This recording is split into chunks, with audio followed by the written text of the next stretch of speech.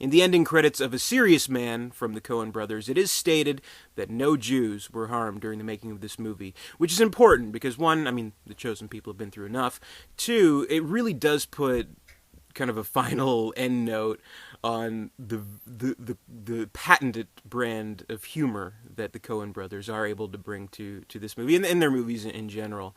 This is a film nominated for Best Picture of 2009. It was only nominated for 2 awards, actually. It's screenplay from the Coens and for Best Picture, but I'm definitely glad it got those nominations. Best Picture, definitely a huge honor for a movie. And I think that's important because I do honestly think that in the years to come, people will kind of look back on the Coen brothers' movies, their entire filmography, their body of work, and I think people will kind of go, A Serious Man, this really is one of their best movies, and it truly is.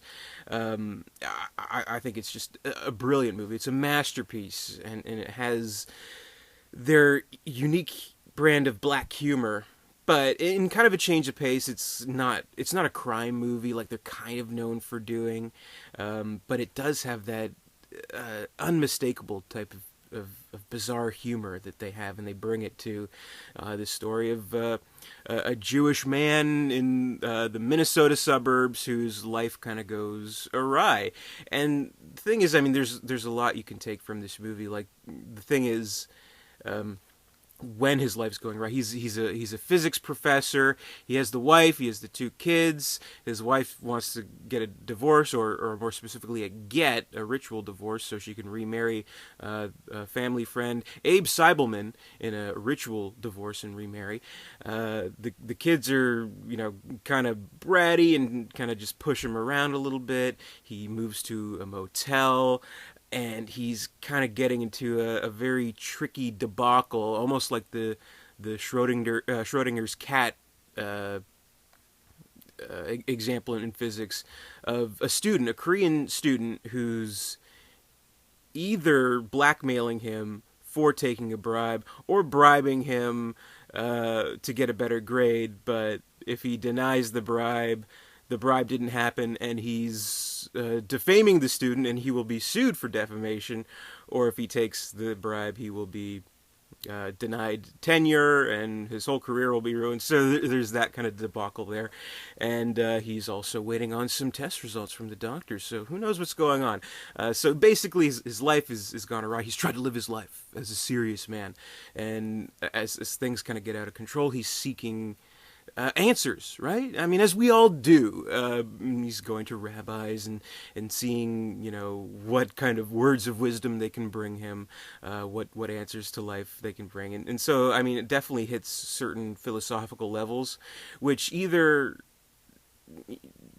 go nowhere and you can kind of try to draw meaning from the little stories and lessons that he tries to learn, or it intentionally goes nowhere, and that's the humor of it, and that's the point. So it's kind of up for the audience to decide. But there's a lot you can kind of gather from it. I mean, one thing you could probably make a sort of assumption of is that it could possibly be, at least in part, like sort of like an autobiography angle from the Coen brothers, like specifically from like the point of view of the kid in the movie, where from what they've said, they started the idea of the movie with the idea of the kid going to his bar mitzvah stoned out of his fucking mind, and unexpectedly getting some wise words from the rabbi that I won't give away, but it's quite interesting. So you kind of think maybe that's partly autobiographical. And of course, there's a little vignette that opens the movie where it's in the old days, what have you, where the complete sound, the complete dialogue is in either Yiddish or Hebrew. I don't know.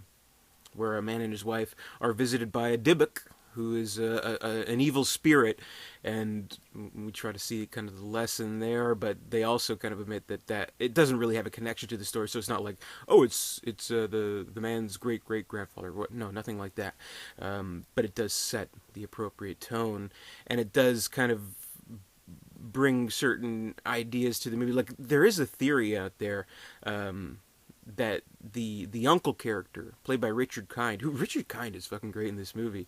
I know him best from Spin City, where he's a really over the top funny character, but here he's almost this pathetic, sad and very strange character who may have some issues. But there's theories out there that he's a Dybbuk, because he's kind of in the background a little bit. No one really knows what his story is, so you can kind of make an assumption on that. And I noticed in the credits, like the movie has a great cast of some known more than others Jewish actors. Like, of course, in the lead role is Michael Stolberg, who maybe is best known for that opening scene in Seven Psychopaths. He's great in the movie. He leads the whole movie. He was nominated for a Golden Globe for it. He's fantastic. We have Richard Kind, of course. Adam Arkin playing his lawyer. But one actor in this movie that I saw in the opening credits that I was really looking forward to was Five-ish Finkel, because I love Five-ish Finkel. But I noticed when I looked to the credits, he's credited as Dybbuk? Question mark. So, I mean, there's shit like that.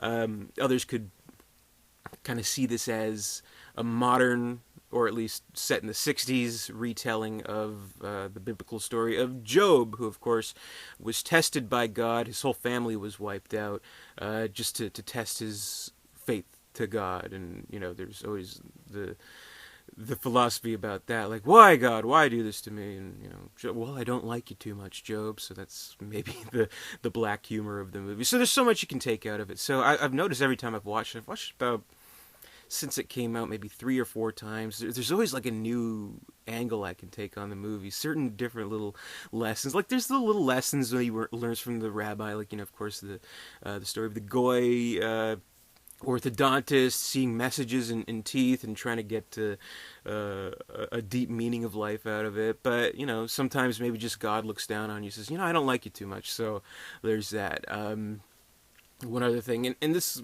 probably, well, you know what, I'll try to get away from spoilers too much, but the ending does end abruptly.